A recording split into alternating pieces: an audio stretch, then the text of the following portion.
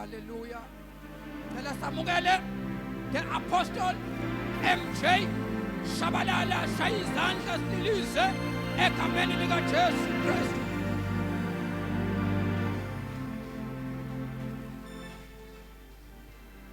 Thank you Jesus. Hallelujah. Ihlombe elikhulu ekseni sishayile uNkulunkulu. Singenza kangcono kunalokho esenza ngako. Ake simbonge nje uNkulunkulu bangcwele ekseni. Simshayile ihlombe elikhulu egameni leNkosi. Hallelujah. Ngivumeleni bazalwane ekseni ngithathe leli thuba egameni leNkosi ethu Jesu. Ngibingelele ibandla lonke umzimba kaKristu umakoti wewundlu egameni leNkosi ethu Jesu. Ngiyacela simshayile izandla ezinkulu in the mighty name of Jesus.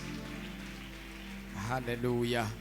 Sibingelele ibandla lonke egameni leNkosi. Sibingelela bonke obaba, sibingelela bonke omama, sibingelela bonke obhuti osisi abantu abasha egameni leNkosi ethu Jesu. Sibingelele Nkosi yami ugogo nomkhulu abakhona phakathi kwethu. Sibingelele uSunday school wethu abantwana abancane. Cela bazona nishalo uNkulunkulu ihlombe elikhulu egameni leNkosi uJesu. Praise worship team yethu, keyboardist bethu, usound engineer bethu, team yethu media, ama ushers wethu, team yethu ye protocol. Ngiyacela nje bazalwane simphe isandla uThixo namhlanje kuseni. Hallelujah. Ngokhethekile sabingelela zonke ingcebo zenkosi, abefundisi abagcotshwa onyawonhle. Ake nibashayile izandla bangcwele. Thank you Jesus. Thank you Lord. Ake nibaphinde abafundisi ngetandla egameni leNkosi ethu Yesu. Hallelujah. Akubingelela abantu ababili nje abathathu abaseduze kwakho uthi sawubona makhe wenze kahle wabakhona namhlanje. Ubingelela bingelela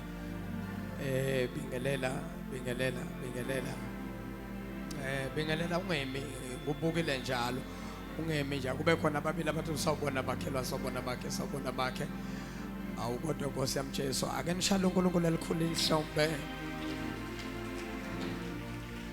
Hallelujah.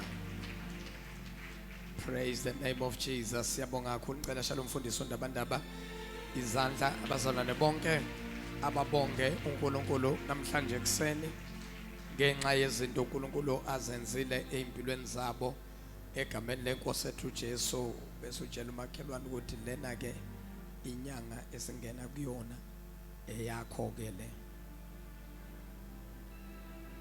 Abanye abantu bayaphuza ukuzwa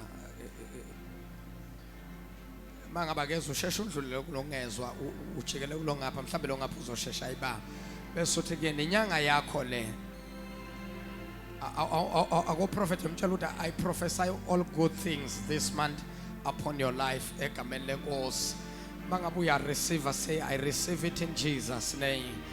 Mshaleni izandla kakhulu bangcwele uNkulunkulu egameni leNkosi.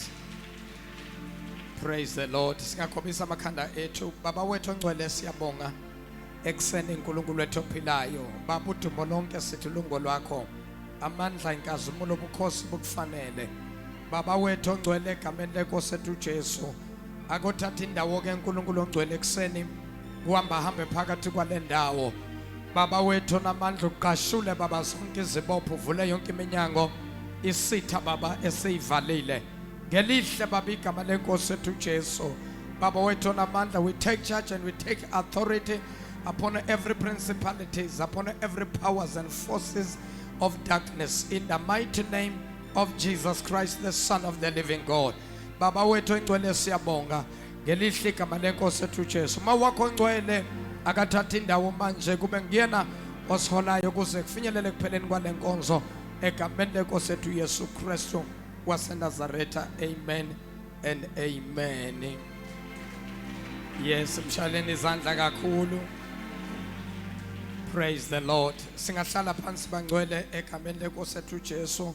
uNkulunkulu anebusise ngelihle igama leNkosi ethu Jesu, igama elinamandla eliphangiselwe phezulu ezulwini emhlabeni ngaphansi komhlaba ngaphansi kwamanzi igama lenkosi ethu Jesu ake nilishayele izandla leli gama mayelinamandla. Oh hallelujah, praise the Lord. Bazalwane ngizokusho isikhathi we are fresh from Johannesburg egameni lenkosi ethu Jesu. uNkulunkulu usebenzele ngendlela emangalisayo. Ake nimshayele izandla. Hayi ngeke bashayele izandla bazalwane baseJozi, ayibaphumile Nkosi yami. Kanti ke lapha eThekwini kusangcono egcwele kuyabanda, kodwa ngimangele nami ukubona indlu igcwele ngale yandlela, ngabona ukuthi uNkulunkulu mayisemsebenzini usemsebenzini. Mshayeleni izandla uThixo wethu. Amen. Siyabonga kakhulu ke bazalwane. Ngicela nje ukubona izandla zabantu abakhona phakathi kwethu abaqalayo, abaqala nje nqa, manje nje uyaqala nje ukunyathela lapha eGill Mountain akuphakamisa isandla sakho. Sifuna nje wow laza lancane ihlombe ngathi linejeli nyana lehlombe, ngathi linejeli nyana. Ngisacela nje ihlombe elithi sibonga Nkosi ukuhanjelwa ya nakho. Mangabe uyafika la ekhaya ukhululeke nje, liyashaywa ke ihlombe la. Ushaya izandla uzokhohlwe. Bese usala usenza nje oba kuthiwa yenza, kodwa kwenze. Angizwa angazi noma ngiyezwakala, kwenze. Ngoba ikhona imfihlakalo la ekushani kwezandla. uNkulunkulu uyayithanda into yokuqhwatshelwa isandla. Kane emqhwabela isandla uYesu. Yes. Kanti okunye amademoni awayithandi lento yokushawa kwezandla abazalwane, because thina singezwa nje ubuqhwaqhwa bezandla, kodwa kwimimoya kumademoni kusanda ngenye indlela, omunye umsindo ongajwayelekile wenza ukuthi abe unsettled, angahlaliseki. Ake niphinde niqhwabele uYesu isandla esikhulu. Nakho siyabonga kakhulu ke bazalwane. This weekend ke noma this week silapha ke eThekwini, u6 to 6 wethu ke ulapha eThekwini. Siyabuya ngamandla amakhulu. Ngingakangeni nje ezweni lenkosi ngiqale last week, yeah, it's confirmed everything manje, everything is elinde thina nje. The place is ready for us. Nomkhuleko usulinde thina ukuthi siqale sowucela. Inkonzo yethu ke sizoba nenkonzo yabantu abasha ngoJuni lapha eThekwini. Sebangiconfirmele abantu abasha lapha ngoJuni sizoba nenkonzo yabantu abasha. Laza lancane ehlombeleni youth bonke abantu abasha abambe manje bayo practice impela. Abanye bazosipha basibusisa ngokuhlabelela, abanye bazorenderisha poetry, abanye bazokwenza ikeshi njalo njalo nje, just nje kube mnandi nje singabantu abasha, kube ne short discussion bese bathola izwi lenkosi kuwo wonke ama challenges abantu abasha abadlula kuona. In the end of the day sizothola izwi likaNkulunkulu, simotivate, si encourage, siphinde sithole futhi nemikhuleko egameni lenkosi ethu Jesu. Abanye sobakhulekela, sibakhulekise bathole deliverance abantu abasha egameni lenkosi ethu Yesu. Akabonga uJesu. Mshaleni intandla uNkulunkulu. Ya mase suka kuJuni nakya siya kuAugust. Hayi ke lapho ke liyabhubha ke, lapho liyabhubha ke. Ngo-August ke sonikeza i-date right, kodwa nje August kubambe lokuthi omama balapha neintombi zalapha eGill Mountain Prophetic Ministries for the first time sizoba ne-women conference, sizoba nenkonzo yomama neintombi khona la egameni lenkosi ethu Yesu. Hallelujah. Ngiyacabanga ukuthi lokhu uyawathika njalo lama date. Hayi kube konakele ke lapha, kube konakele sontholela omama lapha ngempela abalokhuzayo abalishaya izwi likaNkulunkulu, abafundisayo futhi nizodla, abakhulekelayo futhi abazokubamba futhi nangeprofesi, bathi ukuqaqa nje baqaqa izinto zenu ezibophekile egameni. Ngiyabazi ngoba abantu abahlangene ke hayi into yabo bayenza shem jealous down. Ngibona nje seyiphumelele lenkonzo ingakafiki, kodwa nje ngibona nje uzoyibona into ezobili la, uzoyibona itheku lonke lizonyakaza, bazoba lapha abantu ke ngo-August inyanga leya yomama. Bashaleni izandla omama neyintombi nogogo.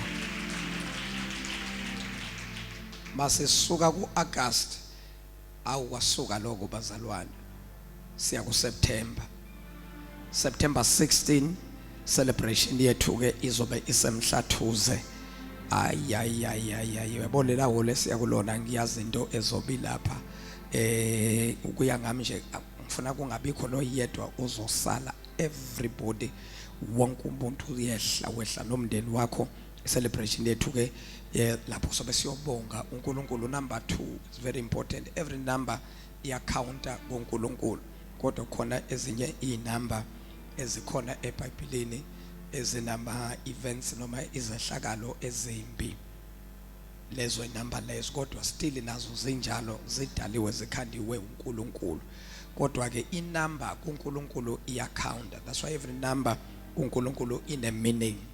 Your date of birth has a meaning. Ukuthi wafika nini emhlabeni, wazalwa ngaliphi usuku. Abuza umakhelwane, uyayazi meaning ye date of birth yakho? Awuyazi. Uboyibuka inumber ziphelela ku10, ungathi uzwa into eningi. Inumber ziqala ku0 zithi 1 2 3 zophelela ku9. Nekhona manje inumber ziyacounta kuNkulunkulu. So celebration yethu iKhill Mountain izalwa ngomhla ka4 September, sayilontsha ngomhla ka4 kuSeptember egameni lenkosi Jesu 2022 ngiright 2021. How 2022 2021. Okay, obana bathi 2021 yehlisanike abathi 2022. Oh hayi kanti nibambe abanye 2021 isandla siphakama, 2022 isandla siphakama. Okay, 2020 banike. Ngiyadlala abazalwane abanye nesithole vele sesiqhubeka bayibambe kahle, baqinisile abazalwane, bashaleni izandla egameni lenkosi. Yes, bese kuthi ke nge-16 September ke kulona suku noma iyona date esiyitholile kulela hall. The whole month of September nje the hall is fully booked. La besibambe khona 6 to 6. So kuneholo elikhulu nami liyangithusa lela likhulu ngempela ke, likhulu kakhulu, licishe le ndawo liphinda kabili if I'm not mistaken, likhulu ngempela. So uyabona ukuthi komele sisebenze ngamandla. Itheku nje ana choice vele kumele nikhuphuke nonke, ngoba Sunday la asizukuba nayo inkonzo. Kwankonzo ya Sunday soyibambela eThekwini. Soqala nje ufaka upetrol, uservice imoto yakho mangabe uzoshaya ama up and down. Qala manje bangaba uzobuya bhuka manje indawo uthi nje ngiyabhukha accommodation. So ibamba celebration Saturday kuzobe ku strong this time. Izinga lizophakama ngempela. We're working very hard behind the scenes to make sure ukuthi ke siyathola nabantu esazi ukuthi ayibanegalelo nalapha ku gospel music. Kuzoba nama artists nje, kuzoba mnandi. I'm telling you, the standard nje ngiyasaba nje sizobe siphezulu ngendlela emangalisayo. So lokho ke kodwa kuzoncika kithi nasemandleni ethu nasemkhulekweni, sizoyikhulekela zonke leinkonzo ezizayo. Sicele kuNkulunkulu njengoba sihlezi senza, uma ngabe soba neinkonzo ezinkulu siyacela kuNkulunkulu sihambe siyothandaza, sizile ukudla, sithi Nkosi nayo inkonzo ngenelela. Simbonile kuNkulunkulu ukuthembeka kwakhe, nebonile ngephasika abantu ukuthi bebangakanani la, ngoba kwazilwa ukudla kwacelwa kuNkulunkulu. Ngicela simshale izandla kakhulu uThixo. Nakho asibuyene ke bazalwane, ngicela ngiphe nje 30 minutes, half an hour ngizobe sengiqedile. I'm just finishing up the message, but I've got something nje uNkulunkulu ayibekile enhlizweni yami ngiyazi nje lento. I think it was Wednesday mangilapha eGoli.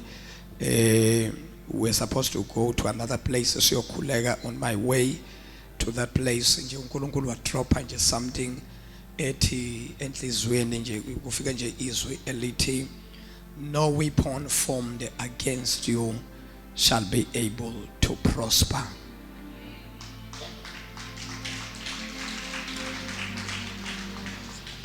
Ngisacela utshela umakhelwane wakho ukuthi no weapon formed against you shall be able to prosper. Oh miyekeleke ngesilungu akomtshela ngesizulu uthi makhe asikho isikhali esiloliwe salolelwa wena esiyophumelela. I don't know why nje it's something nje uNkulunkulu afika why drop nje but yangisebenza because the verse ngiyalazi ngize ngithi let me confirm this verse, maybe kukhona something uNkulunkulu ngihleze ngilifunda ngiliquote even when I pray. But why namhlanje uNkulunkulu decided to drop this on my way to prayer?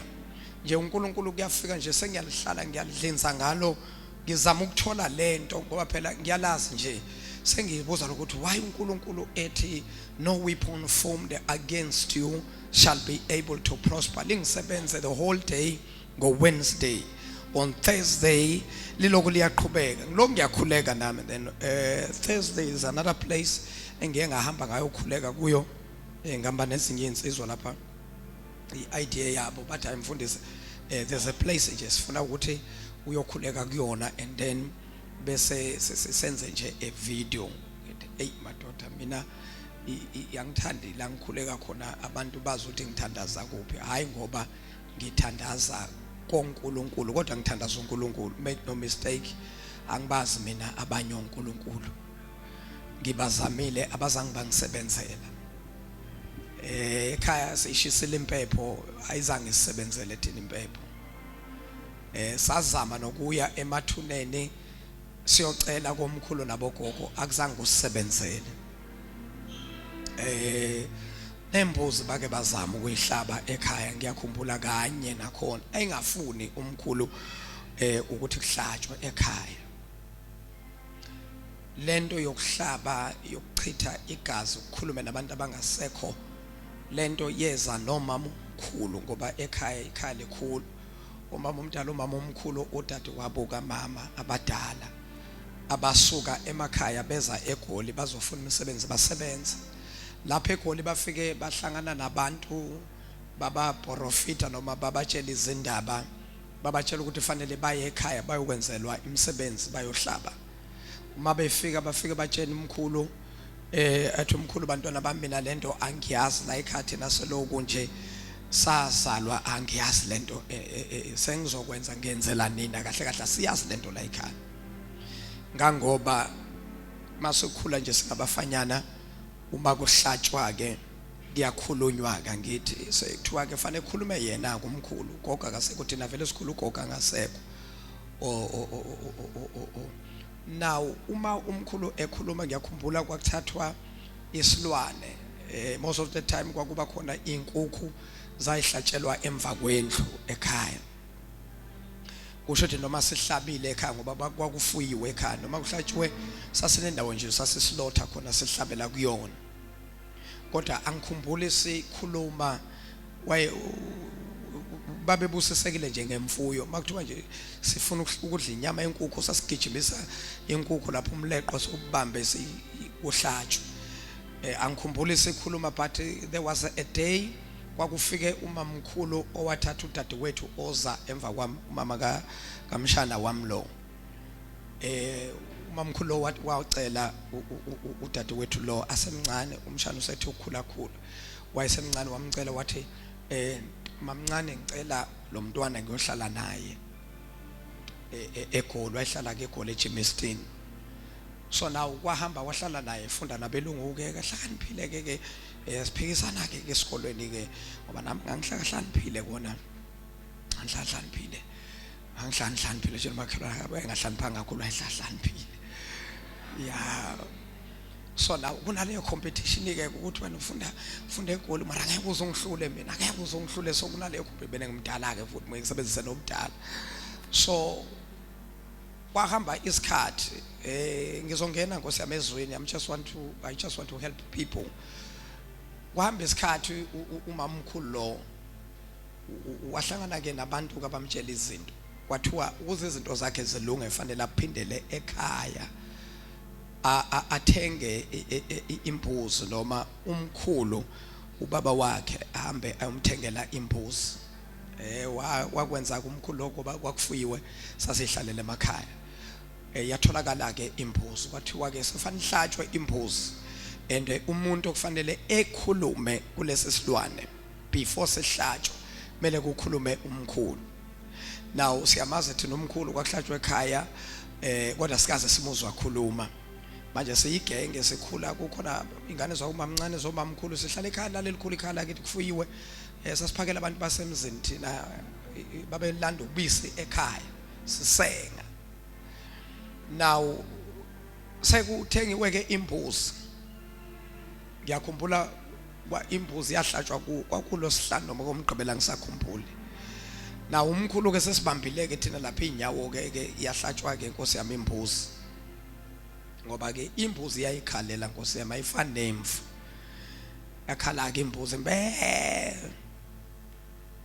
now eqale umkhulu bese yakhuluma mayikhuluma ke umkhulu ke ngezwe uyabiza bese siyahleka thina kodwa ukuhleka kwethu kube lokuhleka nje ukuthi uyabona lokusa bona manje ngabafanyana mawusinisile bangabe ukhona othethiswayo la ekhaya sasinayo ke lento okuhleka nakhe asafanele wenze iphutha ekhaya ngoba waba senkingeni wathethiswa sasizakala kabi ukuthi yabamthethisile sizohleka ke siphume sihleke kwik ya bakuthethisile yes siyahleka ke leyo nto leyo nje ukulanzana yebo so bese siyahleka uma sihleka kanti umkhulu ucimele ngelinyiso umkhulu wayekholwa ngempela ngoba wayengavala amehlo walivalele lodwa watch and ikhohliwa ngithi watch and pray manje lesikhathi elokhu ke khuluma siyahleka sehluleka ukuyibamba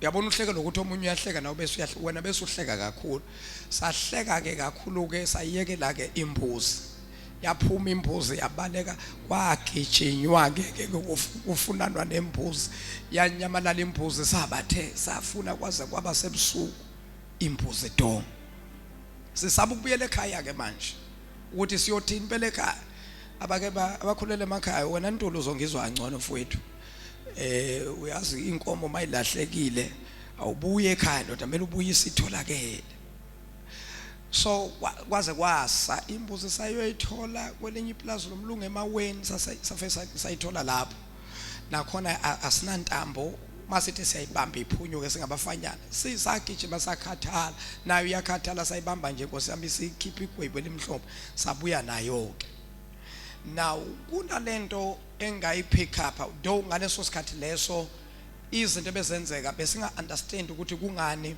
kwenzeka lezi zinto it is now uNkulunkulu masengibiza esengichazisela izinto ezingamasiko uthola ukuthi kuba yinto eyisiko into eyenziwayo ekhaya normally sikubiza ukuthi isiko lala ekhaya akhona amasiko a right into yakhona mabayenza ekhaya uthola ukuthi nasezweni likaNkulunkulu ikhona kodwa kube khona into eyisiko abantu abayenzayo sikholelwa noma sikhula ekhaya kwenziwa into okuthiwa isiko but asiqondi lento ukuthi kungani kwenziwa lento okuthiwa isiko kuhambe bahambe abantu abadala kusale the new generation akasekho umuntu oqhubeka nalezi zinto bese kabheda ke emndenini kubhede ekhaya asazi thina ukuthi kwathiwa ifana lento yomsamo ngizongena ezweni lenkosi lento ifana lento yomsamo emsamo akungeni noma ngabe ubani umsamo yindawo ongangeni noma ngabe ngubani emsamo kungena ubaba wekhaya noma unumzane noma umkhulu ikhehle elidala kube uyena osikhulumelayo emsamo sazi ukuthi thina umsamo usuka ayokhuluma nabantu abadala sikhuliswe kanjalo kuthiwa noma kwangekho umsamo ekhaya. Sengisho ukuthi ke izinto lezi engizifunda ngokubizwa uNkulunkulu echaze umoya oyingcwele ubungozi balezi zinto. Kulezi insuku uNkulunkulu ubeka kakhulu into yemimoya yobungoma ebambe abantu, ebambe impumelelo yabantu. Now uthi uNkulunkulu hamba ukhulekela abantu qaqe ukhuze lo yamoya, because sebakhulekile bathandaza kimi bebayibukela inkonzo on Friday. Ngibekile kafushane ngomfana kwakuthiwa nguGideon igama lakhe. Ubaba ke lokho emtshela ukuthi hey uyabona uNkulunkulu lo esemkhonzayo mfana wami, hey wake wenza imanga, wakwakhipha abantwana bakaIsrael eGibhithe wamisa ulwandle. Lento yamhlupha uGideon, ukhula la ekhaya exoxelwa etshelwa ubukhulu balo uNkulunkulu abamkhonzayo kuleli khaya, kanti akazi ukuthi uGideon la ekhaya yena uyafika sekukhulunywa lezi zinto. Ukhokho wakhe wakhanda isibingelelo wenza ialtar. Isibingelelo indawo la abantu lemakhaya ke ibingelelo zazingabi phakathi egcekeni. Isibingelelo kwakuba yinto emisiwe noma kube yindawo emhlambe ibiyelwe noma mayibiyelwe ninangeni ngaphakathi. Kodwa there is a belief yokuthi uma siya kule ndawo le noma ungafika nje uguqe ngakhona noma ubamba ubonda noma ifence leyo normal emakhaya kuba ucingo so transparent uyayibona. There's a belief yokuthi mawufuna izinto you need to go to that place uyokhuleka, and abantu beya kule ndawo bayothandaza. Uma bebuya izinto bengathi manje ziyalunga. Sikhona isibingelelo sendawo, the altar of a place, bese kuba khona an altar yomndeni emiswa phakathi ekhaya egcekeni. Lapha egcekeni, that is why lapha kwaZulu kulula futhi ukuthi ni understand lento abantu baseGoli bangeke bayiqonde lento. La emakhaya la sivela khona uyakhiwa umuzi kahle, yakhiwe indlu, na indlu imele lapha bese kuba khona indlu eyakhiwa ibese le ewurondo. Nabona urondo urondo kahle kahle uma ningawulandelisisa kahle ukuthi why sekwakhiwe isithabathaba somuzi omuhle and then bese kwakhiwa urondo. Ngisho sebasemadolobheni phakathi emadolobheni abantu uyawakha isithabathaba stays umuntu kodwa urondo uhlezi ukhona. Why urondo wokwenzani? And kurondo mawungathi uyabuka esikhatheni esiningi akungeni noma ngabe ubani urondo. Urondo baba la ekhaya uyakwazi ukuthi ephume la endlini eyohlala urondo eyedwa nje. Now lento kaRondo isuka back in the days la khona umuntu ubefike akhe indawo asike umhlaba, then uRondo bese wakhelwa ukuthi ke uma ngabe ngamagama uRondo usukusethathwa ialtar ngaphandle lesibingelelo sendawo la abantu bendawo kufanele baye khona. Umthetho omisiwe abantu basemandulo babekhula kube khona indawo abayothandaza kuyo abayocela kuyona. Now mase ithathwa le ndawo leyo isilethwa phakathi egcekeni kwakhiwa ke uRondo. uRondo akungeni noma ngabe ngubani. Most of the time kuRondo kungena abantu abadala, young people abangeni kuRondo. Why? Because the aim yokwakha uRondo, injongo yokwakha uRondo ukuthi sizohlala kuleli khaya sihlale kuwonke amakamela. Kodwa uma sesidinga ukukhuluma nabantu abadala nabomkhulu sizoya kuRondo. kuRondo uyahluka kukhona kodwa nje iaim yawo kaRondo inye. uRondo mawuzokwakhiwa is either abantu baye kusibingelelo sendawo, the altar of a place, noma abantu bahambile baya emangcwabeni emathuneni bayokhuluma khona. Wase lento ize nomuntu wathi abantu abadala baniflathele la ekhaya ngoba anikaze nibalande. Lento yokulanda abantu inobungozi phakathi, because people they need to understand ukuthi kahle kahle makuzolandwa abantu abangasekho sebahambile bese siya thina emathuneni siyasiphetha isilwane sifike sihlabe sishweleze bese sithi ke buyani ke bomkhulu nabogogo nizolusa noma nizobuka ikhaya. Kukhona into abantu abangayazi. about ukuyokhuleka emangcwabeni emathuneni. Ngokwesintu kubukeka kuyinto enhle ukubazisa abantu abangasekho, kodwa ngokweBhayibheli kuyisinengiso phambi kwaNkulunkulu. Ngicela ukuyiphinda lento engiqeda ukuyisho. Ngokwesintu ngokubuka kwangathi yinhle lento esiyenzayo yokuthi siye emangcwabeni siyokhuluma nabantu bakithi bakuleli khaya abangasekho, siyocela inhlanhla ukuthi basivulele. Kuyinto moso enhle uma ukubuka. Sometimes siyaya nje ukuyocleana nje sicleane indlu leya. Once safika ukuyocleana, ngicela ukuyicacisa lena. Ukuyocleana ningakhulumi lutho, niyocleana nje nifike nicleane nicente nenzeni, there's nothing wrong.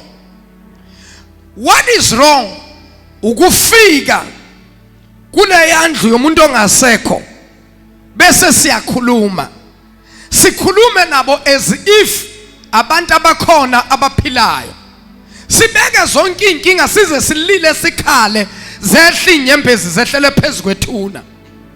Now ngokwesintu kubukeka kuyinto enhle, kodwa ngokweBhayibheli kuphambene noNkulunkulu. Phambi kwaThixo kuyisiqalekiso, because immediately uyoguqa, ngoba lapha emathuneni angeke kwenzeke ufike ume uthi bomkhulu sesikhona emathuneni uyathanda uthandi. In honoring abantu abangasekho, you have to bow down. Now the Bible says wonke umuntu okhothama whatever khothama kuyona aguqa kuyona ngamadolo. Lithi iBhayibheli umuntu okhuleka eguqe ngamadolo maliguqa kimi ngingumfundisi kurongo phambi kwaNkulunkulu. Angangisebenzisa uThixo kakhulu ngivuse abantu abafile, kodwa ukuguqa kube yinjwayelo, kube umkhuba wokuthi magiya kuMan of God ngoguqa ngamadolo. Once sakwenza kwaba umkhuba sekurong phambi kwaThixo. Kodwa eBhayibhelini bakhona abantu abake baguqa phambi kwabantu bakaNkulunkulu. Nalo wesifazane wafika kuJesu waguqa ngamadolo wabamba inyawo zikaJesu. Nalo wesifazane owafika kumprofeti kaNkulunkulu wawa ngamadolo. Wathi umuntu kaNkulunkulu lokho kwaba yirevelation, akusikhona ukuthi kuyinto ofanele manje siyenze ibe yisiko sesiyakhothama kubo men of God. Once nakhothama kumuntu, that person and khothama kuyo becomes your king, that person becomes your Lord. Now nangu umuntu akasekho, awukazi uguqe kuye ngamadolo esaphila. Awukazi uguqe phambi kwama nawukhuluma noma, awukazi uguqe phambi kwababa. Ngikhuluma ngobaba saphila, awukazi uguqe ngamadolo uthi ba awukazi ukwenze lo. Akasekho umuntu usehambile emhlabeni usuya endlini yakhe uyoguqa ngamadolo. Now into okufanele abantu bayi-understand. Umuntu number one, uma kuthiwa umuntu ushonile kusuka kusho ukuthi the spirit has been departed from the body. Death is the separation of the spirit. Death is the separation of the spirit from the body. The spirit leaves the body and the body remains. Why the body remains? Everything has to go back from the origin. Everything has to go back from creation. Man was created by God from the dust of the soil. Man was formed by God, but still umuntu waba isidumbu nje esifile. Up until uNkulunkulu ephefumulela umphefumulo, and then man becomes a living soul. Man became a living soul. Man became a living soul. Now death kusuke kwenzakala irreversal. Makabe umuntu eshona, ngamagama usuke umuntu ebuyela emumva kuhlehla izinto. Lo mzimba uphindela la wathathathwa kho. Umoya bese uyaphuma. Now there are two places la imimoya eyakhona. Imimoya, umoya womuntu uma ngabe siyongcwaba umuntu awuveli udeparte uhambe sometime. there are a couple of days umoya uyahlala ulinde phezu kwalendlu ngoba kuyakhulunywa ukuthi wazibanibani nayi indlu yakho esikubeka kuyona manje uyahlala umoya. Now due to ukuthi imimoya yabanye abantu iphuma bangazani noNkulunkulu, that gives the devil the authority upon every lost souls, upon every lost spirit. In other words, the devil has a right, or no, should I say, the devil has the authority to take and control your soul, because your soul doesn't have a place where it belongs. Now due to ukuthi ke umuntu uhamba emhlabeni angakhethanga, njengoba namhlanje nje bathi abantu sidukisa abantu, silahlekisa abantu, siza nezinto zabelungu, siyekisa abantu izinto zesintu. Cha, asinayo thina inkinga. Ongafuni ivangeli aliphoqeleli muntu. I-gospel kaJesu is not a must, it's not a force, but uyasho yena athi khethana kuhle ngoba konke umuntu akwenza phezulu ngaphansi komthunzi welanga luyaza usuku whereby every man will give account ngezinto azenzile emhlabeni. How to escape i-judgment lithi iBhayibheli.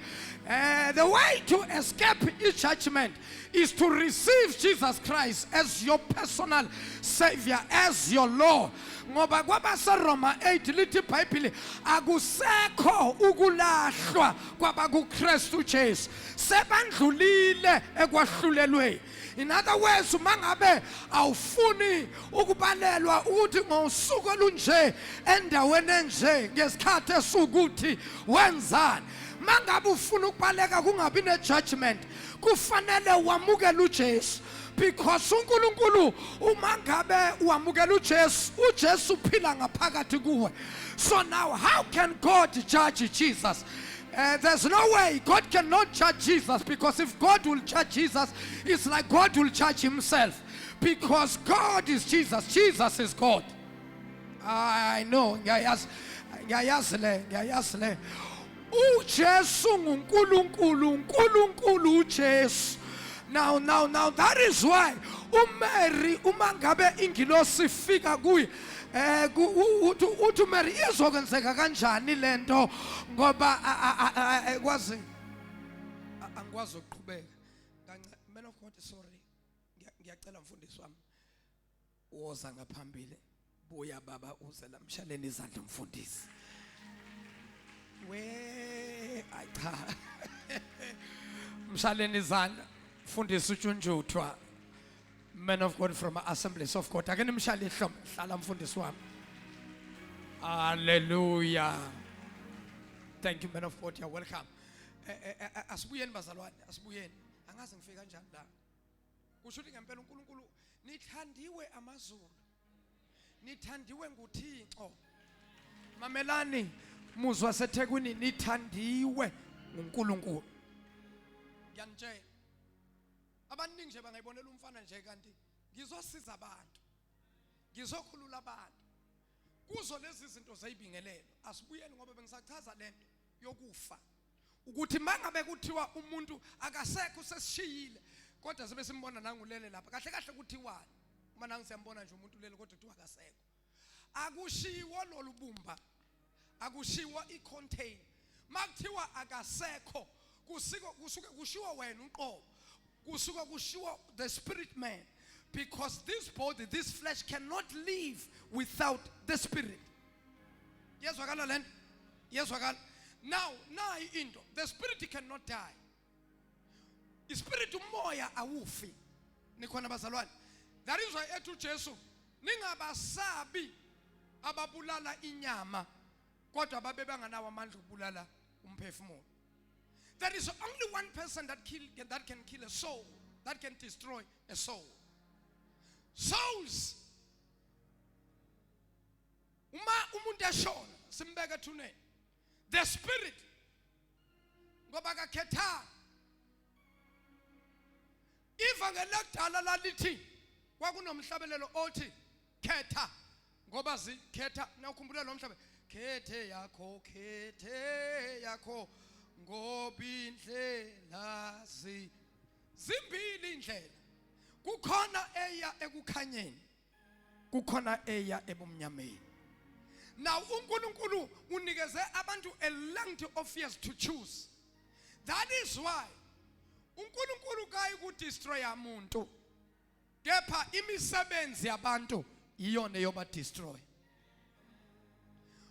uNkulunkulu ngosuku lokwahlulelwa le judgment kuchekwa kuphela ukuthi igama likhona. If your name is not in the book of life, opposite side, if your name is written in the book of life, you are entering the place of rest. Siyangena.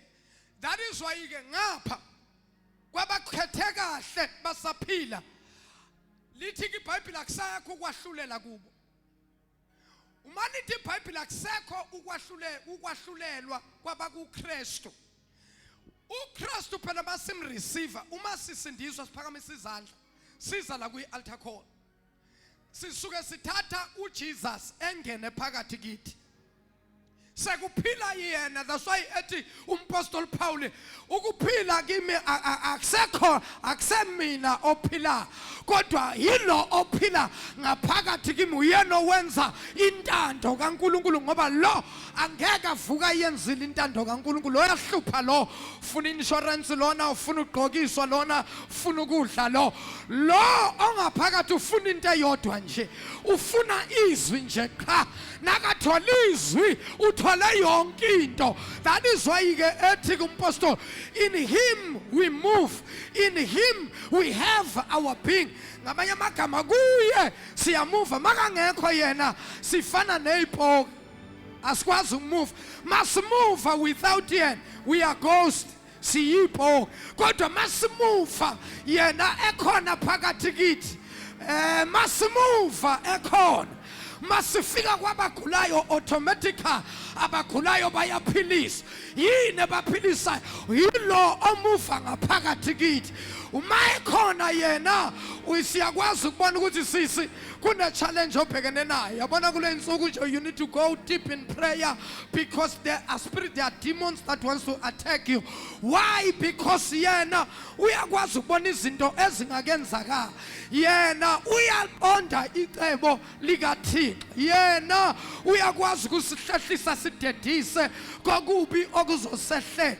Uma ngabe kuthiwa abafundisi nizongivumela uma ngabe kuthiwa kulezi insuku kunento okumele ibandla lijule libeka amaplate eceleni licele lifune kuThixo leyo nto umoya oyingcwele.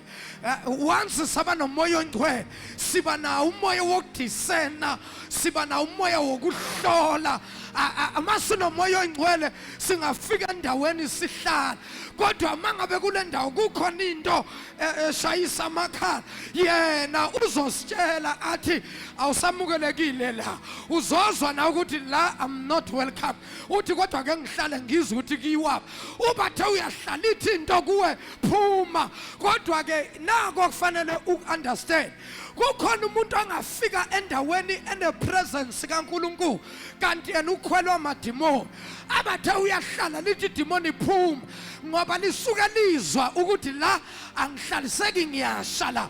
So ungayiphambanisi ke lena uzwe into ithi kuwe phuma kanti akusuye umoya oyingcwele idimoni elishaya. That is why ke manje umoya oyingcwele uzokwazi yena ukudiscern ukuthi la kunomoya omubi la kunamadimoni la kodwa mangabe unomoya oyingcwele ufike endaweni enoThixo automatically ufika umoya wakho uyaconnecta ngoba banento onayo lento kuwe yilento ekimi. Instead kunokuthi hamba kuzoba khona nje the joy oyizwayo. Yazi ngiyafika kule bandla kodwa nje yazi ngizwa ubumnandi nje yazi ngizwa nje kumnandi emoyeni wami kushawa ichorus uqala ukufika la sikubona usuza la ngaphambili ingoba lento yasekhaya lento enginayo nalaba ngiyabezwa banayo bangcwele kule insuku makuthiwa uyakhuleka ungayishile item as you are praying for your house, as you are praying for your marriage, as you are praying for your breakthrough, as you are praying for your family, ungayishiyi eyokuthi Nkosi ngiyamcela umduduzo umoya wakho ongcwele, ngoba mawunomoya ongcwele you'll never go wrong. Umoya ongcwele makehlele phezu kwakho uyakwazi ukudiscern, uyakwazi ukubona. Ngisho hayi kodwa bazalwane man, umoya ongcwele yazi angakushintshisa indlela ojwayele ukuhamba ngayo, athi ungaphumi ngapha. Kufika nje into ithi ungaphumi ngapha, phuma ngapha. Uthi kodwa ngoba sengilate nje Nkosi yami, hey likubele selizwe lithi ungaphumi ngapha, phuma ngapha. Ulalela uphume ngapha. Na uphuma ngapha uthi uyezwa 15 or 20 minutes or 30 minutes later sekuthiwa yes sedutshula umuntu lapha. Na uthi uyabuza nini yenzeke nini lento, bakutshela isikhathi not how ilesikuza uthi kanti Nkosi wena unja. Moya ongcwele ubona izinto eyisithakele esingabonwa abantu. Moya ongcwele wazi izinto thina esingazazi. Moya ongcwele wazi ngisho imoto oyoyithenga. Moya ongcwele wazi ngisho umuzi oyohlala kuwona. Moya ongcwele wazi yonke into ngawe. The devil is a liar. Usathane ufuna ukuthi sigijimise izinto kakhulu, simiyeke umoya ongcwele, ngoba uyazi ukuthi once sagijimisa izinto ezitangible, izinto eziphatheka, singaba nazo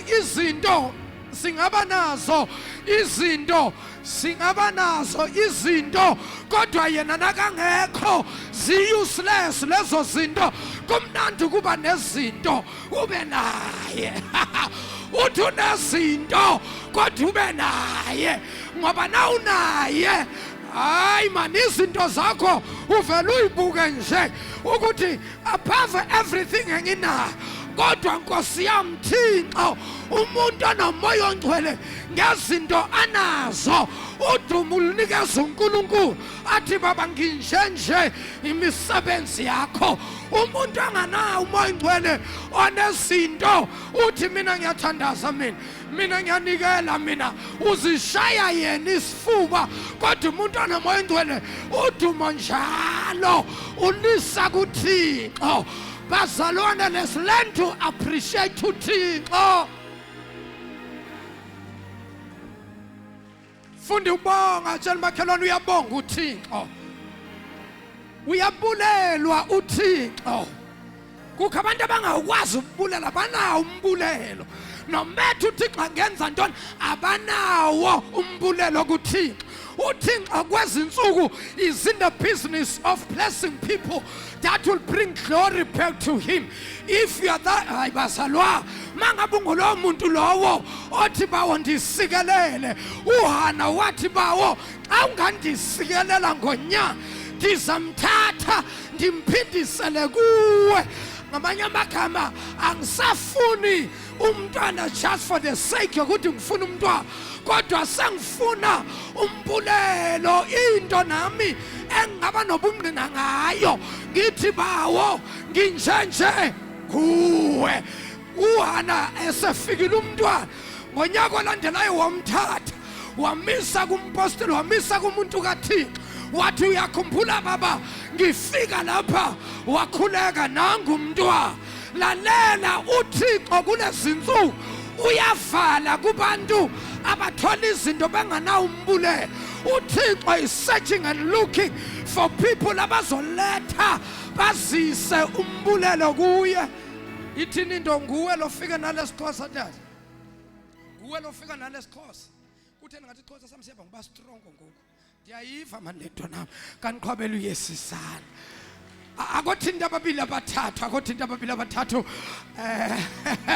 u15 minutes ngobe senqa uthinta ababili abathathu uthi nje komakhelwane asikho isikhali esiloliwe salolelwa wena esiyophumelela. Lalelani, impi yeinsuku zogcina iqalile phezulu emkhathini.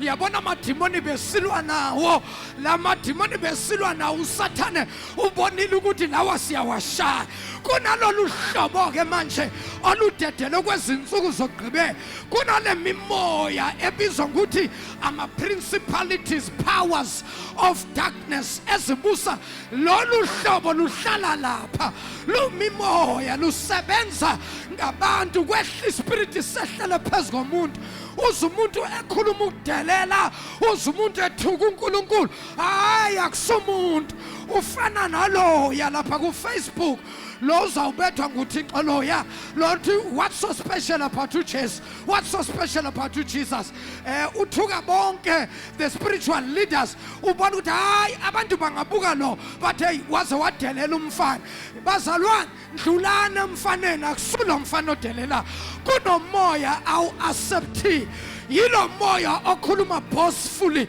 uthi uJesu yini akusumfana you devil you are the liar we know your plans and tricks is not that boy is the spirit esihlasele umfana yayibona abantu bazokhuluma kanje ngoNkulunkulu sekuye esikhathini la ukuthi abantu bawuthatha ipha bafika emasontweni njoba sikhonza kanje athi nina nithi uNkulunkulu ukhona mangabe uNkulunkulu ukhona akanifike avulela iAK athi ngesipha kuthiwa esontweni elithi kodwa mangabe sinomoya oyingcwele uzongena neAK47 athi lalelani lanini lalani phansi sithi hey baba siyenze leyo athi ho ngicabanga ukuthi ngiyadlala bonani athi ayidubulisa iAK inqaphe ingadubuli ayibuza ukuthi kwenze njani kanti umoya ongcwele sosifihlile wasikhafa akene ngivumele ngisho namhlanje ukuthi there is no weapon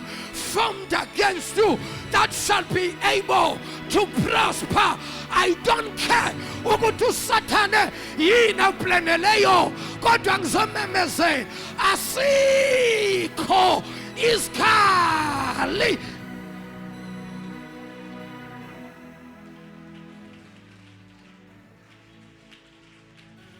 awuthi ndaba bina bathi asikho isikhali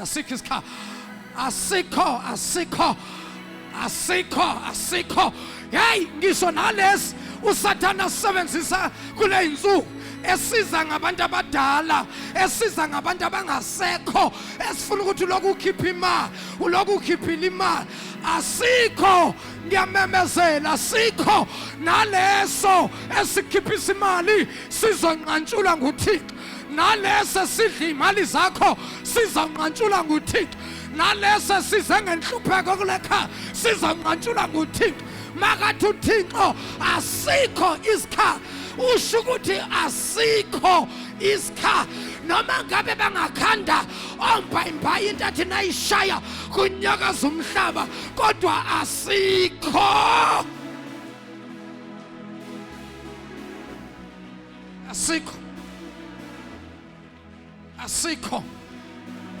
ngenzeka kule insuku nje izinto zakho zihamba kancane abathakathi bayikhandile imithi behla baya komhlaba uyalingana baya koSwaziland baya koMozambique ukuyobopha impilo yakho izinto zihamba kancane ubathe uyathandaza uzilukudla usathana uthi ngibophile la ubathe uyadonsa zihamba kancane lalela ngiyamemezela ngegama likaJesu asikho isikhali esiloliwe esibekiwe sabekelwa wena esiyophumelela asikho sengiyathandaza asikho kuya mntana mbazothi ebekashisa namhlanje ushumele wazi wajuluka ubevule kuphi akazange alivule ivesi base bathi uyilahle net lapho funda mntana Isaiah 54 only one verse 17 kuphela sesiyathandaza angazi namba zonke ngitshelile ngathi lento uNkulunkulu uyidrophe nje emoyeni wami on Wednesday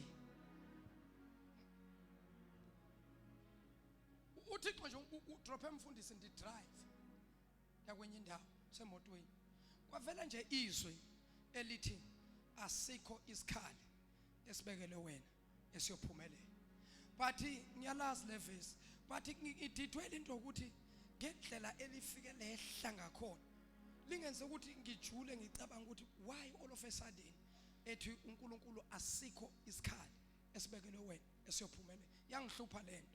Now on Thursday useyakhuluma kuNkulunkulu ukuthi why bengisho njalo izolo. Glory to Jesus. Funda lalelani bazalwane, mvuleleni Nkosi yami. Isaiah chapter 54 verse number 17. Only one verse. Sengiqedile wami umsebenzi uphelile.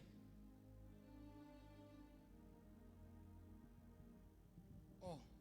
Incwadi kaIsaiah chapter 54 verse 17. Yebo.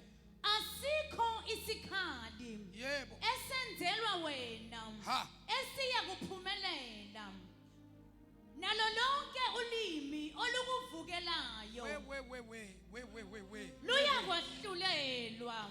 Hey. Ayiphinda man, phinda. Asikho isikhali esenzelwa wena Yebo. esiya kuphumelela. Ya. Nalo lonke ulimi olukuvukelayo luyakwahlulelwa. Nalo lonke ulimi olukuvukelayo liyokwahlulela. Asikho isikhali esibekelwe wena esilungiselelwe wena esiyophumelela. Nalo lonke ulimi olukuvukelayo. Lalela kukhulunywa ngesikhali ngoba kukhona izikhali eziphysical bese kuba khona izikhali ezispiritual, and all spiritual weapons zisebenza ngolimi. Isikhali esiphysical sisebenza ngesandla, isikhali esiphysical ummese, isikhali esiphysical isibhamu, isikhali esiphysical imoto, isikhali esiphysical umuthi, isikhali zonke lezi eziphatheka. All those weapons are physical weapons, but the most dangerous weapons are spiritual weapons. Lawa ama weapons you can awazi wabekela umuntu kodwa uwabeka ngolimi. Kanjani? Ngokuthi ukhulume ukuthi Lord, that is why umuntu nangaya esangomeni noma enyangeni yabuza ukuthi ufuna ukuthi kwenzakaleni kulomuntu lo, athi lo ngifuna ukuthi eginqike uphethe isithombe sakhe, athi ufuna aginqike ngemoto, ngifuna imoto irole ka7 ashone, abesethi ke lona khuluma isho yonke lento ofuna yenze, usehlanganisa umuthi ke lo, wena ukhuluma phezulu kwesithombe uthi lona ngifuna ngaphumelele, izinto zakhe ayiphethe, nasemsebenzini akazondwe, akabe nomoya wesichitho wehlele phezulu kwakhe, abukeke njengomthakazi. Ngoba yabona lapha eGoli ngibona umhlo kunentombazane beyikhala on Friday, bayibukile inkonzo beyitestify ithi emsebenzini kwala kuthiwa iyafika umsebenzi omusha kodwa nabayibuka bayibiza ngomthakazi. Uyazi ukuthi leyo nto yenziwa yini? Basuke bamshaye ngomoya wobuthakazi bawuthi gaxa beziphezukwa maka appear vela uvela uyibonela umthakazi unethunze lipi ahamba naleli mlandela unesidina nakafika abantu bexoxa makufika yena abantu bathi hey ayibonane bafowethu uzonibona nonke right nonke bavele bahluka yini indaba isidina isichitho isikhwakhwalala isinyama kodwa namhlanje zonke ikhwakhwalala na wonke amabhadi nezichitho uthuthinqo asikho isikhali esibekelwe wena esiyophumelela. Bonke abanomoya wamabhadi ngiyawureversa kuphindisela emumva la uvela khona, back to the sender. Unini samba nezinto zabantu wena uzalwe wena bebangave bekuthanda abantu, wena uzalwe ayishe mkhona abaneshwa wathi ezalwa nje ingane engathandeki nje. Omakhelwane bathe uyadina lo mntwana ivele izondeke inkinga yikho kulo kwasetshenzwa uma lo usetshenzwa sesesibelethweni bekudliswa umama ekhulelwe edliswa amadimoni lezi zinto zadlulela kulo mntwana unesidina. Uyamazi umuntu onesidina othi noma khuluma uthi ngosama uqeda nini unesidina isichitho umoya omubi sikhwakhwalala kodwa ngiphethe indaba esimnandi for wena unesidina onesikhwakhwalala uzokwamukela umoya kaThixo.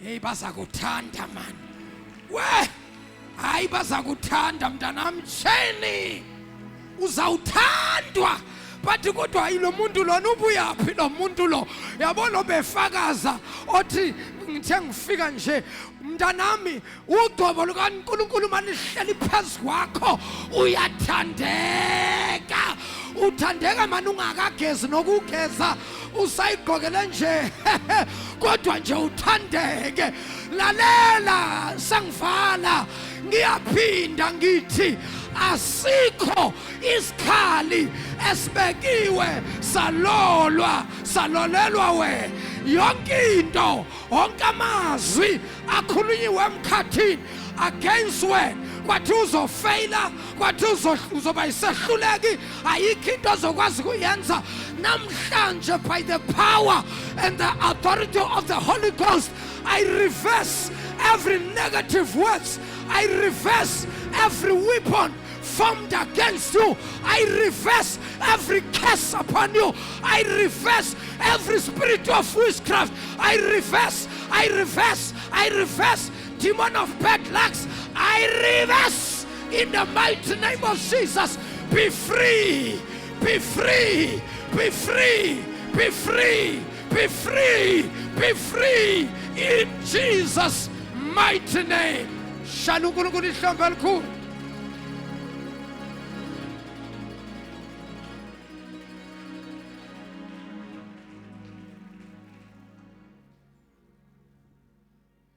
Yonke into ekhulunyiwe sikhali solimi ayiseyingozi lesi siyingozi hayi lokhu abakufufuzela emotweni yakho edeskini emsebenzini la usebenza hayi wena usasaba nje ungabona into yena athi imnyamanyana ngathi kuyisinayifanyana sothi uyabona abaqalileka bathakathi soyageka einyathela phezukwa lento manje hamba phezukwayo silolu hlobo thina lwabantu bangcwele thina silolu hlobo labantu olungageki sihamba phezukwaso. Remember Moses makhipha abantwana bakaIsrael eGibhithe kwamele ukuthi ulwandle livuleke phakathi bandlule endaweni eyomile. Uyakhumbula uElijah makahamba ezothathwa kwamele ukuthi iJordan livuleke phakathi. Kodwa ke thina le anointing esihamba ngayo akusiyo leyo ukuvula manje. Thina sadinga lokusivula. Remember what happened to Jesus? Lithi Bible he came walking on water. Silolo hlobo asidedisi samba phezukwaso. Sikhona baze bamangala ukuthi ngoba siwuthelile nje why lo muntu silolu hlobo olu untouchable imithi yabathaka masindlula thini yaphupha kudubula amabhodlela emithi asala qhuma ngisho noma ngabe kuthiwa kugujela umuthi emzini wakho ebusuku njengamanje kuba bonke abantu abahlala emakhaya la kugujelwa khona imithi ebophe impumelelo yale family lalela ngiyawaqhumisa ayaqhuma amabhodlela ayasha. Hallelujah. Jesus. Asikho isikhali esilolelwe wena esiyophumelela nolimi oliyokuvukela. Kunabantu abazama ukuvukela. Uyavukelwa endaweni ohlala kuyo. Uyavukelwa imihlolo yamakholwa kule insuku amakholwa ayavukelana. Mihlolo ke into eyenzeka ezweni le bayithatha bayilethe endlini kaNkuluNkulu. Umzalwane bakhonza under one man of God, one church kodwa bayavukelana imihlolo yalezi insuku. Abazalwane one church and the same anointing kodwa bakhulumisana. Ukhonza kanjani la? Ukhonza kanjani la? Ukhonza kanjani la wena ungakhulumisana nabanye amaso? Ukhonza kuphi kahle kahle la? Ukhonza kanjani la? Ungakhulumisa abantu bala. kunabantu nje wona unganandaba nje nabo nje uyababuka kodwa umzalwane khonza la hayi unenkinga mzalwana hayi unenkinga bo hayi unenkinga. Same man who stand before you and minister the word, same man who lays hands upon you, same man who gives you a word, share the word. Kodwa wena kunabantu ucabanga ukuthi izokusebenzela kanjani lento. Wena nje bofana nje Nkosi yami uyithathela isikhwama sakho uyishala isishopha sakho ngoba phela ukhulumisana nalabo bala.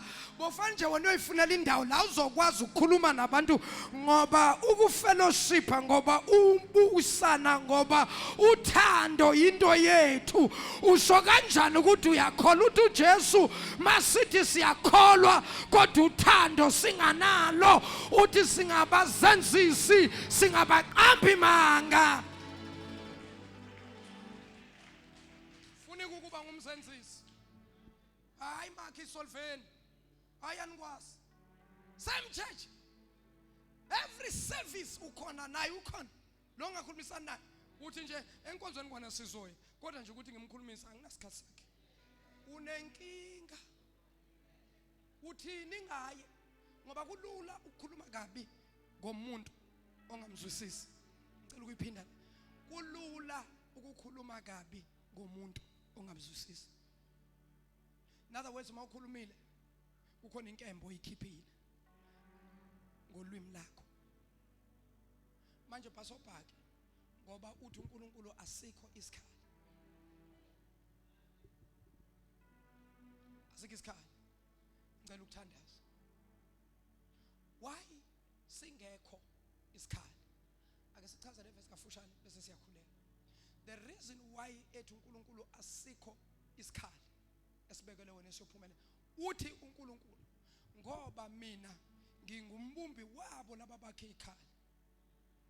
Ngamagama abakhe ikhali kunohlobo lwezikhali abazakhile kodwa kulolu hlobo lwezikhali ezakhiwe asikho esakhelwe wena.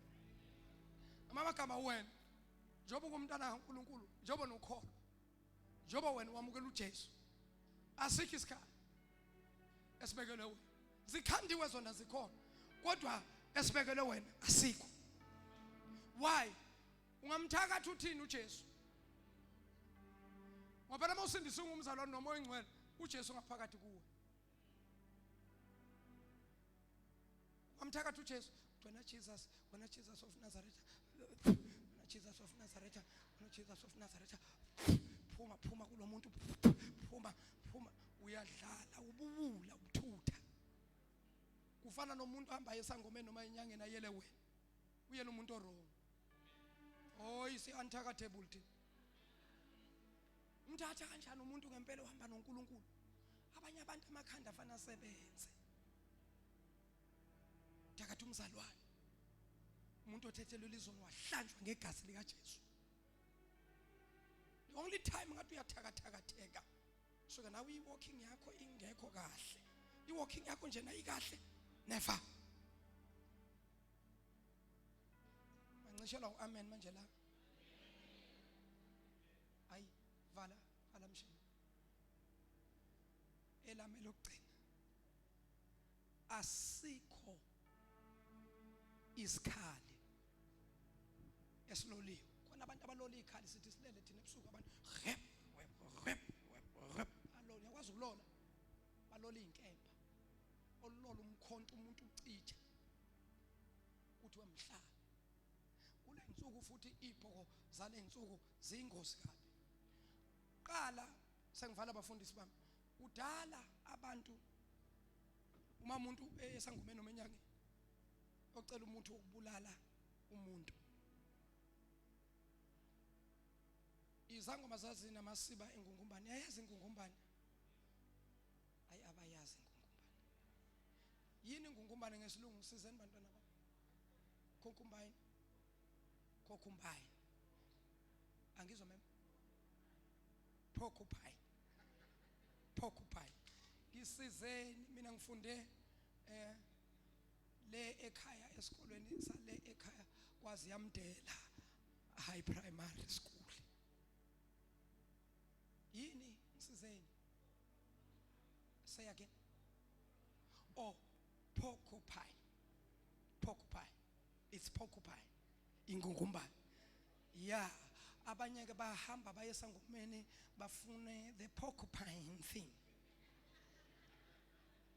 Now kudala abantu babeshona ngeibhoko, zimshaye umuntu ibhoko zimqede alale aphela umoya, bahlaba inhliziyo, umuntu uzokhala kathi kubuhlungula makabeka isandla la kube ngoba kukhona ophethe isithombe olokathi ifa zibanibani ifa kuhlatshwa isithombe.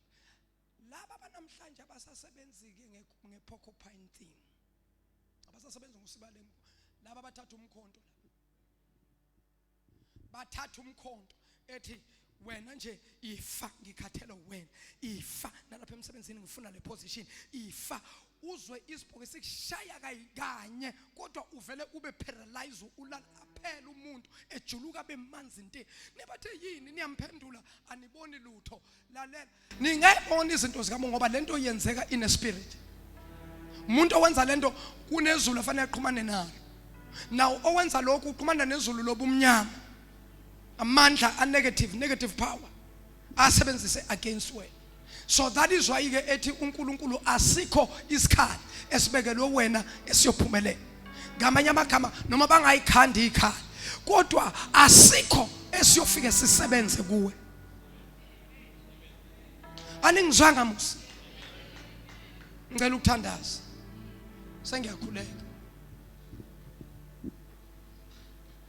Niyafuna ukubabona? Niyafuna ukubabona abanigangayo? Angidlali njalo mina. Kunabantu abagangayo emsebenzini la usebenza khona. They want you dead. They want you fail. Nasendaweni kunabantu abandlela umona.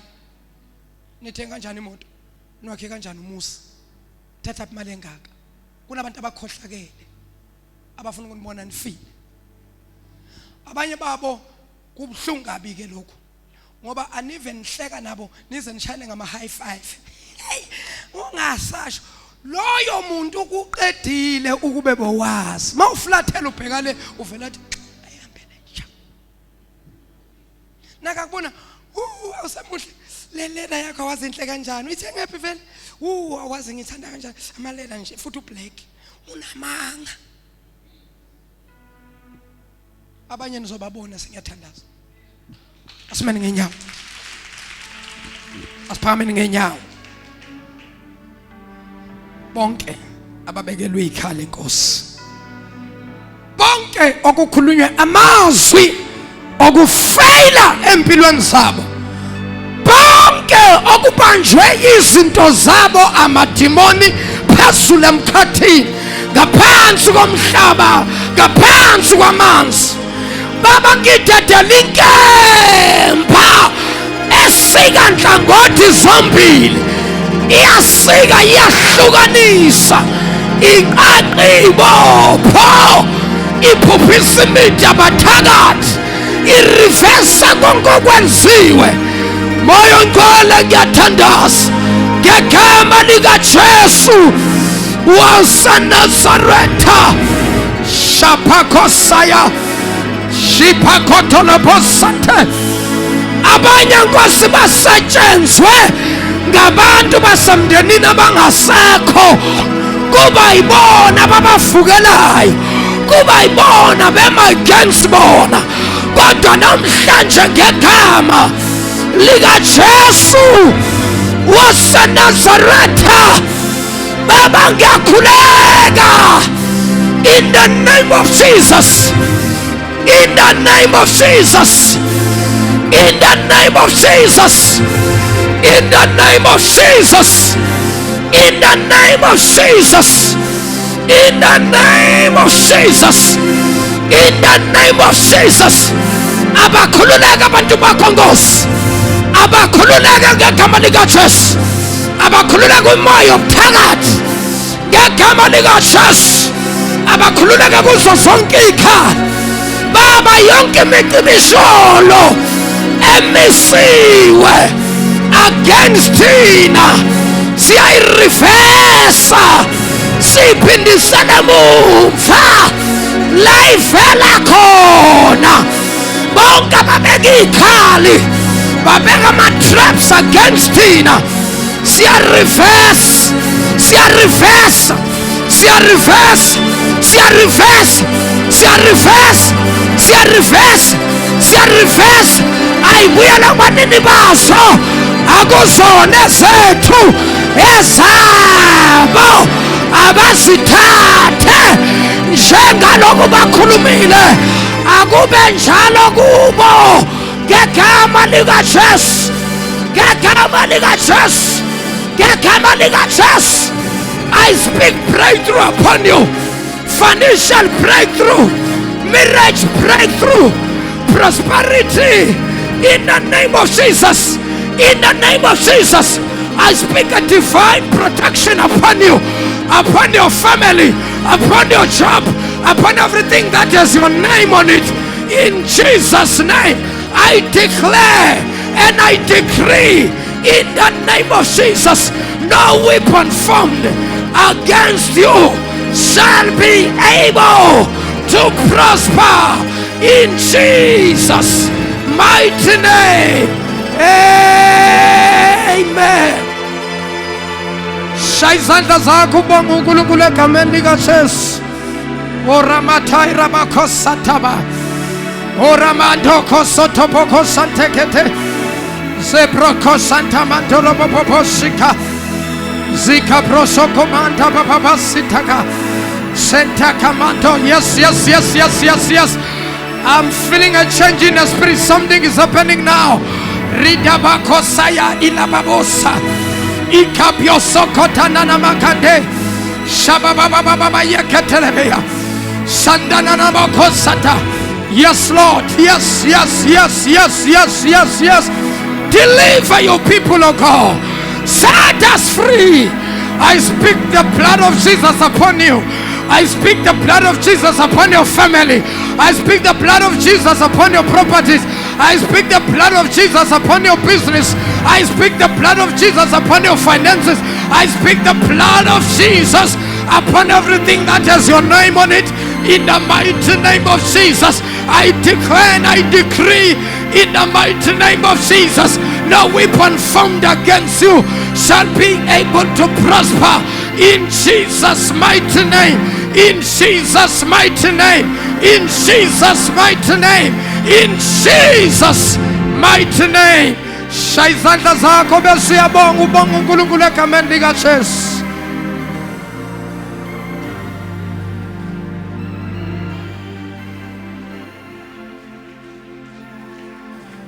Qabeleni isandla esikhulu uYesu ngegama lenkosi. Thank you, Jesus. God bless you. Ake siphinde shalom ongcwele izandla kakhulu.